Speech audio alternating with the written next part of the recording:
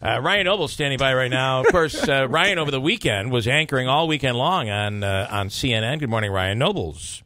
Yeah, I was going to ask you if those numbers have been updated since my. I believe that. Watch out, Chris Cuomo. Actually, Ryan, I thought you did a great job, and you had some really great topics, provocative topics. You've even been following the comments made by Congresswoman Tenney here. Yeah, over the weekend, while I was anchoring, the memo dropped, the Democratic memo, so we went live breaking on that for about 4 straight hours, so that was pretty exciting. But the situation with Congresswoman Tenney's getting quite a bit of national attention, and we've been following it for sure. What's your take? She was on WKTV here, and basically doubled down on what she said. Yeah, I guess the thing that perplexes me the most, and I've known Congresswoman Tenney for quite a while, and I found her to be a very pleasant person. I have no personal animus against her. What I find to be so interesting is her attacking the media about it. Every story that I've read about it, including the stories that I've written, have just been us, reporting what she said. Right. And I think, in the stories that I've written, providing the proper context about how, and I think she is right, that national Democrats based here in Washington are hanging on every word she says, and if there's anything even slightly controversial, they are blasting that out to the masses. That's 100% true. She's not wrong in that respect. But I would also say that national Democrats have been sending out everything that she's been saying that's even been slightly controversial for the last year, and few things have resonated the way that this has. And I think the one thing that I found most interesting about her response to this was that she her initial comment was that she thought that, I think the exact comment was that many mass shooters end up being Democrats, and that the media doesn't want to talk about that. Right. And so, we put a query into her campaign, and we tried to ask what she meant by that. Yeah. What are we missing here, and where are you getting this information? And she has not necessarily provided any of the statistical backup for that. And then she continues to kind of reiterate those comments over and over again. So this is how she feels about the topic. So I'm not 100% sure why she thinks that the media is somehow responsible for this. I don't understand. Well, I guess that's where the disconnect. We're dealing in cliche politics these days. It's easy. Well, this is a whole, but listen, who started this and aced it was, and maybe Ronald Reagan to an extent, but really Hillary Clinton is the one who really mastered this by saying the right-wing conspiracy. Right, so now, yeah. and that, right, I mean, anything that was anti-Clinton at that time was the right-wing vast right-wing conspiracy. Exactly. So now it's the left-wing media. And I think during the interview on KTV, she even said they don't, no one in the news really was covering this until the Democratic operatives are the ones that are pushing it out there.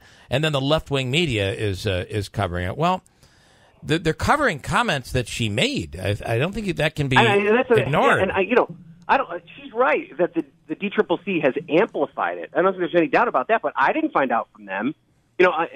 Within minutes of her conducting that interview on Fred Dicker's show, my Twitter feed was lit up. Yeah, reporters from different upstate New York outlets. I candidly don't listen to every interview that she gives. There's 400 races for Congress that you can't keep that close a track of. So. They were. I think I first saw it from a reporter in Binghamton who initially put it out. That was not somebody based in Washington, D.C. So, again, I go back to the fact that I don't have it's not my responsibility as a member of the media to judge her comments. I don't have an opinion as to whether or not what she had to say was appropriate or inappropriate. Right. She's free to say that as a member of Congress. All I'm saying is that this is something that I think draws the attention of the American people. It is a controversial statement, to say the very least. And you're going to cover. I mean, we're all going to cover the stories. It's pretty easy. If you see it trending on Twitter, then that's a pretty good sign that this is a hot topic. Let's jump on it. And the other thing is, this is how she feels. She's had repeated opportunities to clarify the remarks, and she's said it time and time again. If that's the statement, then you own the statement. There's not a problem with that. The question that we had, which I think a lot of other media outlets have, is what are you basing this where are you getting your facts? on? Yeah, where are your facts where coming are you getting from? your facts? Yeah. And I would still appreciate that. Give me the information. Where are you getting it from? Is it coming from some sort of CDC report that analyzed the mass shooters and their political leanings? Is there some sort of media outlet that's been tracking this that has a reputable background that can point to it? I mean, I haven't seen anything like that. I'm open to hearing from that, and I think I think a lot of people would like to see that information if it exists. Ryan, it's interesting. You said in the interviews since, she's kind of really doubled down on it and said, and it's shown that that's how she feels. But at the same time, I felt like the day after, when she was at the event, there was an event in the district, right? Was it about the tax? Yeah, it was the breakfast or no? It wasn't. Right, and we played the audio from CNY. That was south of Syracuse in Tully. Yeah, and what she kept saying in that clip was, play the whole clip. Yeah. Play the whole clip. And we said, I didn't think it changed the context at all of what she said. I listened to the entire 45-minute Dicker interview. Interview. And I know Fred Dicker, too, having worked in Albany. And Dicker set up the point, and I think Dicker's initial point was talking about how Chicago, there's a higher incidence of gun violence in the inner city. That is a provable fact. More people are dying of gun violence in the inner city than they are in schools. That is a provable fact, and that's a statement, and you can use that fact to back up an argument. And that's where she said that a lot of these mass murderers end up being Democrats. And then she said, but the media doesn't want to talk about that. And then what happened after that was Dicker moved on to another topic. Which I thought was an awkward move, by the way. It's almost like he didn't catch what she said, or he did. He's like, okay, we're going to move on. At that point, you can't go back. Because that is unprovable. They have not been able to prove that. But you're absolutely right. I mean, just look at Chicago alone. It's a huge problem. And by the way, in Chicago, where there's a huge restriction on gun ownership. Yeah, and that is that's an argument worth having. I don't have a problem with that. And again, I keep going back to the fact that she said the media doesn't want to talk about that. Well, guess what? The media is talking about it now. We're talking about it in great volumes, and now she's accusing the media of taking her comments out of context. I do give her credit. She has conducted multiple. It's not as though she's hidden from interviews. She's done multiple interviews with local media outlets in the time since she's given these comments, and she has continued to provide her point of view on that. That's perfectly fine. There's nothing wrong with that. The comments are what the comments are, and it's going to be up to voters to decide whether or not they have a problem with it. The other thing is, and I got a little criticism yesterday when I read some editorials out of the Observer-Dispatch. A lot of editorials negative on Claudia Tenney right now. In fact, there's another one negative on her in this morning's Observer-Dispatch. And the point is, I don't care. You just look at this from a fair standpoint. You can criticize Claudia Tenney on policy, whether if you don't agree with her voting on the tax bill, or you don't agree with her voting against the hospital when she was in Albany, or against any of the other economic development programs. You can vote. You can criticize Anthony Brindisi for his promotion of the hospital and promotion of Albany tax dollars promoting economic development in downtown Utica. The fact that Nano hasn't developed into a big industry here as of yet, you can criticize that. The difference here is if you look at it fairly, and that no matter what side you're on, look at it fairly. One candidate is saying outlandish, offensive things. The other one is not. The comments she made about Brindisi's father and the ties to the mob, and the comments here, that's why people are talking about it. And it seems that it's one-sided, Ryan, but what are we supposed to do? Dig in and find out something? All right, we did find the emails that came out where Anthony Brindisi made a comment that was somewhat negative on Herkimer County, but that was a foiled email in a conversation he was having with a colleague. So what's the difference here? And it's not as though that stuff's not being covered. As much as, the DCCC is sending out attack hits on Claudia Tenney, I get just as many emails from the National Republican Congressional Committee on Anthony Brindisi. So, they have a whole a page on their website dedicated to what they're calling Emailgate, which is the whole controversy over the emails in the downtown hospital. Which, by the way, Ryan, which we and I get criticized for not being fair. I believe that we are fair. We broke that story. No one covered that until we covered it here. And so, but I think there's obviously a difference. I think the pressure that Congresswoman Tenney is feeling right now is that this story has a national edge to it, because this is a story that can be told in every city in America, where a fight over the downtown hospital is something that is a uniquely local story. So again, I think that's part of. But again, even the fight over the hospital, the fact that you said the people in Herkimer County they're screwing things up again. It's far different than implying that Claudia Tenney has some ties to the Nazis or something. I mean, the comment made about his father and about mob ties, that is in a whole different class here. Well, I think the thing, too, about Congresswoman Tenney is she is someone who speaks her mind. She doesn't have a filter. I think that has been a huge benefit to her in her career as a politician. She is, her star has risen in an era where people are responding to a blunt point of view that doesn't come with a lot of caveats.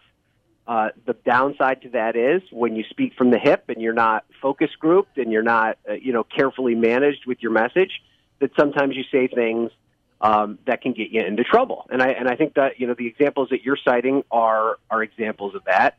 And I think this situation is an example of that. And here's the other point I want to make, Bill. And I think this is the other thing, too, about every story that I've written about this. I've made this point time and time again. I don't necessarily know if these comments hurt her with the voters in this district. Right.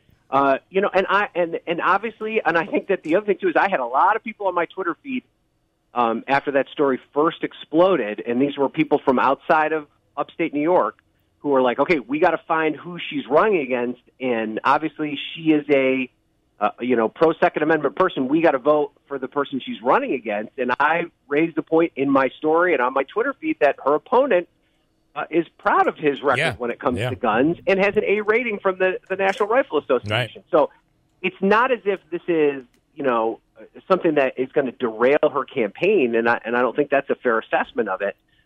There's just as good a chance that she knows what she's doing here, and she's responding to that. But the idea that we don't analyze and we don't present these comments and just pretend like they didn't happen, I think it would be a dereliction of our duty as reporters. Here's a name you'll remember, Jim Zecca. Sorry, Bill, tendency of violence has been much higher on the radical left side. For instance, in Antifa. You want to comment on that? I mean, here's my thing about it. And I had, I went round and round with my editors when the story first came out about fact-checking this. And I know PolitiFact did a fact-checked on it, and I do respect PolitiFact as an organization. I worked with them a lot when it was in Richmond. But my personal feeling on this is it is an unprovable statement. Right. And what I mean by that is, first of all, I think political beliefs are, I've often said that the political spectrum is not a straight line; it is a circle. So where you sit within that circle could be an amalgamation of red and blue. So first of all, I think it's really difficult to take every one of these mass shooters who's, it would be almost impossible to go through their life history and assign them some sort of political virtue. I just think that's an unknowable fact. And then I would add on to that the second layer of this is that in many of these cases, this is someone dealing with a mental illness. And can you ascribe political beliefs appropriately to someone with a mental illness? So I just think, and I think that's why she's found herself in kind of a difficult position here. And, with all respect to the former councilman, I think that, the idea that we can ascribe, I think one of the things that many of them are pointing to, I know that Congresswoman Tenney specifically pointed to the shooter at the baseball practice here in Washington. And that person targeting Republicans. Yes. So that's like, something you can clearly state. But at the other side, in this latest shooting, the shooter is pictured with a Make America Great Again hat. And then today it came out that there were swastikas on one of his firearms. Right. So, does that mean that I think he's a Republican? Not necessarily. I just don't know. It doesn't. I think the important part is it doesn't matter. There's no relevance when it comes to motivation for these things. And I think that, are you going to say that most Democrats run red lights? To most Democrats. The motivation behind people's criminal activity, the idea that you're going to assign that to some sort of political belief, unless the person who has that political belief is blaring that and saying, I'm going to go commit this crime because of my political beliefs. I think it's an unknowable fact. In the case of the softball game, did seem to be the case. But, what was the guy thinking that shot up Gabby Giffords there? What was going on through his head? And these other cases, you're dealing with the Vegas shooting. The Vegas shooting, you just don't know. Yeah, the Vegas shooting, we have no idea. There's an example. There was the shooting in Colorado where someone targeted an abortion clinic. Right. Are we going to say that guy's a Republican? Right, I mean, I don't think I would say that. Wrong road to go down. Yeah, I think it's a dangerous road to go down. Open up a Pandora's box here that you just don't want to. And this is, I think, the larger problem about our conversation about politics in this country, that we want to take the bad actors, the worst actors in our society, and say, well, that guy's on your team. Right. How are we ever going to come up with some sort of sensible gun legislation if we're saying, well, I can't deal with you because you are on the same team as this guy that killed a bunch of people? I just don't know. I have 30 seconds. I want your quick opinion. NRA getting a bad rap for all of this. What are your thoughts? Well, I don't know if they're getting a bad rap. I mean, I think they play a role in all of this. I do wonder if the idea that you're going to ascribe donations given by the NRA to every politician and say that they're somehow responsible for these shootings, I think is a bridge too far. I mean, I think the NRA is powerful because the NRA has a lot of members, and those members vote, and those members participate in the political process. And if you're someone who gets the support of the NRA, you have the support of those voters. I think the NRA has to play a role in the solution right now, and I don't know if they're necessarily doing that as much as they are putting up roadblocks. So, I think they're part of this discourse. So, that criticism is going to come with the territory.